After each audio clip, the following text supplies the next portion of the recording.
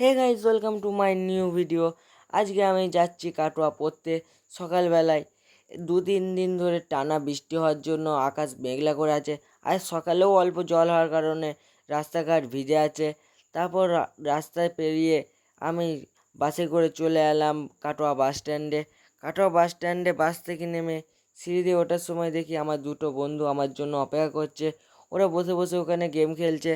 তারপর গেম খেললে আবার পড়তে যাচ্ছি।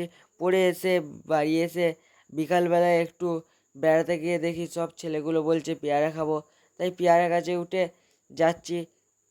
পেয়ারা পারতে পারতে এই ছেলেটাকে দেখি, ও বাবা কি ভয়ানক দৃশ্য দেখিয়ে দিল। ও এই দিক দিয়ে নামছে, আবার সোজা পথে নামা হচ্ছে না।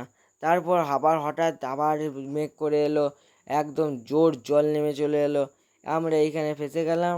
তোমরা এরকম ছোট ছোট মজার মিনি ব্লগ দেখার জন্য আমার চ্যানেলটা সাবস্ক্রাইব করে দাও। ওকে, বাই।